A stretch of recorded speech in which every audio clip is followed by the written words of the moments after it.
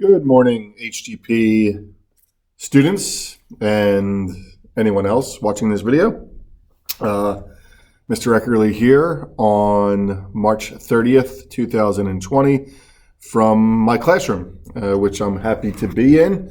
I had to come in and grab a few things and thought I'd do a little bit of work and feel normal during this time of abnormalness. Anyway, on this day in history, President Reagan was shot in 1981, soon into his first term of the presidency.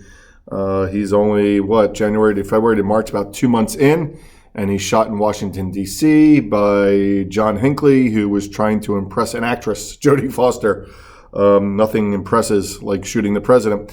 He survived. You guys might know that he famously joked to the surgeons that he hoped that they were Republicans before they put him under anesthesia and removed the bullet. Apparently, he was much closer to death than any of us knew at the time. And if you'd like to know more about it, then borrow my book on Reagan and Pope John Paul II and their assassination attempts. It linked those two, and they became tried and true friends eventually. Also on this date, in 1867, it's said that there was ridicule over the purchase of Alaska called Seward's Folly. I'm not sure why they link it to a specific day in history. I just know that at the time, people made fun of that purchase, and it turned out to be a pretty smart purchase amongst American land purchases. And also on this date, the 15th Amendment to the U.S. Constitution was ratified. 15th Amendment goes along with the Reconstruction Amendments, 13, 14, and 15. 15 guaranteed voting rights for African-American males. I was thinking of amendments this morning, and I was thinking of specifically, everyone should know that the first 10 amendments to the Constitution are the Bill of Rights, right? So you got 1 through 10, and you might know most of them decently. Do you know 11 through 20? There are only 27 amendments total. It's not that hard to know them all. But do you know them? 11's a tough one. It deals with lawsuits and states and things like that. 12 was, anyway, I did my research this morning because I was thinking about amendments. Maybe if you're bored, you want to just look up a quick list of the amendments to the Constitution and see what each of them is about. Going to keep this a shorter video. I noticed that I'm about 2.5 minutes in already. And just thinking about the complexity of our times and the struggle that we're going through.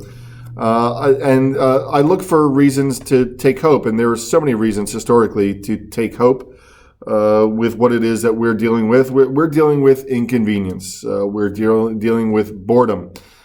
Some are dealing with sickness and even loss of life. And there's a potential call for a great loss of life. And I hope that for those that I know and care about, that it doesn't touch them directly.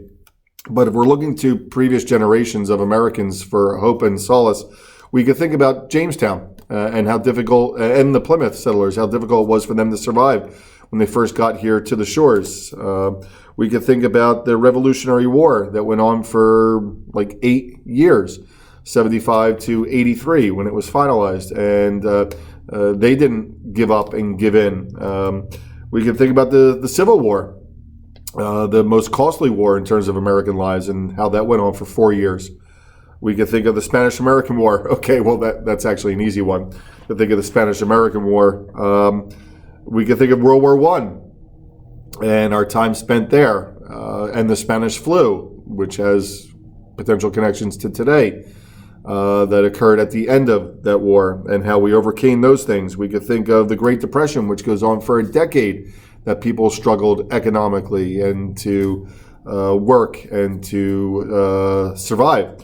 We could think about World War II, 1941 to 1945, and how America helped overcome tyranny and despotism and fascism. We could think about 9/11 more recently. And so I was thinking this morning about great quotes that might inspire us a little bit. I was thinking of FDR when he says the only thing we have to fear is fear itself in one of his inaugural addresses. I could think of Gerald Ford when he pardoned Nixon and he said, "Our long national nightmare is over. Don't we hope that this international nightmare will soon be over?" Think of Bush the son after 9/11 when he said something to the effect of terrorism can shake the foundations of our buildings, but they can't shake the foundation of America.